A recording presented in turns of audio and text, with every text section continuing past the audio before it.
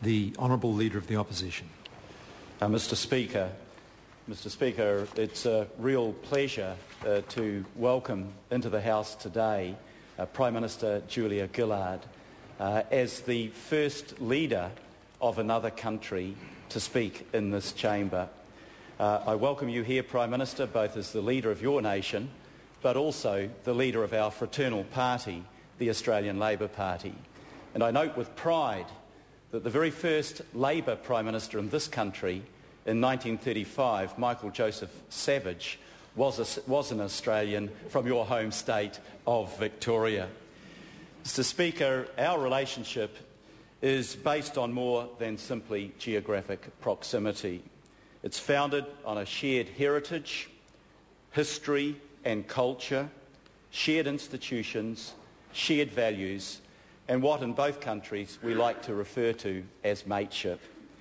It's a relationship that involves quite fierce competition, not only in rugby, but rugby league, netball, and also cricket, though this might be an historic opportunity for us, but both of our teams aren't playing as well as we would like them to. But as well as a relationship of strong competition, it also has a closeness that I don't think is reflected between any other two nations in the world. And that closeness is epitomised in the Anzac tradition. As you rightly pointed out, around the walls of this chamber, we mark the conflicts that New Zealanders, often together with Australians, fought throughout our history. And we acknowledge our respect to those who sacrificed their lives for both of their countries. I express my condolences to you today, Prime Minister, over the loss of Corporal Atkinson recently. And today we have the sadness of the loss of Private Miller, the second New Zealand soldier serving with New Zealand forces in Afghanistan. It's sad that today that we still suffer these losses. The Anzac tradition, I think, was at its best in our joint deployments to Timor-Leste and to the Solomons. And I know from my time in government how closely the forces of our two nations work together in those two emerging countries.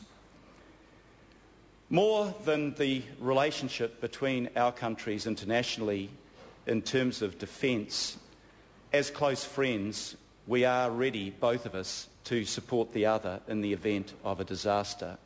And I want to thank you personally for the assistance so readily, so wholeheartedly sent to us at the time of the tragedy of the Pike River disaster.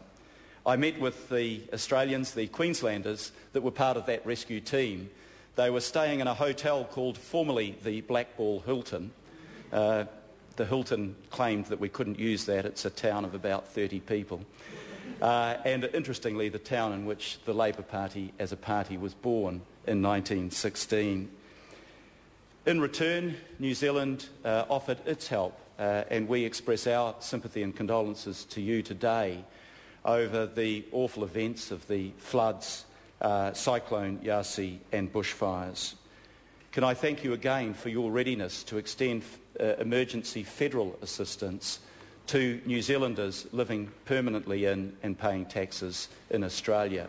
And I hope that one thing that we can get out of our relationship in this visit is to remove the anomalies that might count against our nationals living respectively in each other's countries.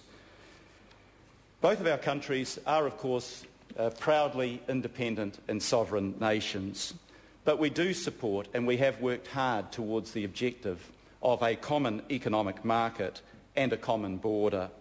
Our CER free trade agreement is regarded by the WTO as the best single bilateral relationship in the trading field between our two countries, and our mutual trade now comes close to $18 billion a year. And I want to thank you also, Prime Minister, that the sound shape of the Australian economy has been a very positive factor for New Zealand as it struggles to emerge from recession. And there are things that we can learn from what the Australian government has done. I think we should continue to work towards a common regulatory environment for our two countries.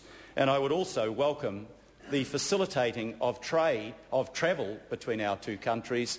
Some of us remember the days when, as a Kiwi, you could travel to Australia without a passport, and equally in the opposite direction. I hope one day we may get back to that.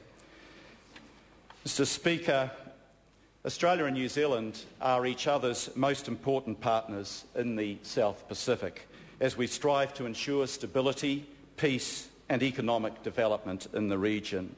I'm pleased that the new assets that were acquired under the last government, such as the HMNZS Canterbury, will now be at the disposal of both countries for our mutual efforts.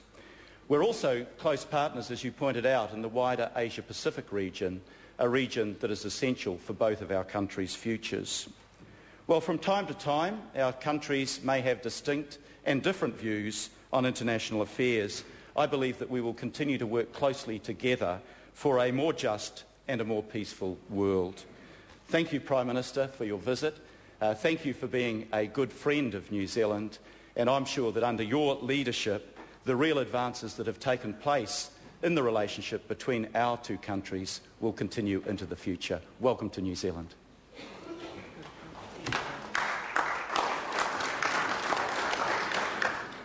Honourable Prime Minister, on behalf of the members of the New Zealand Parliament, I thank you for your address and hope that your visit to New Zealand will be a successful and enjoyable one.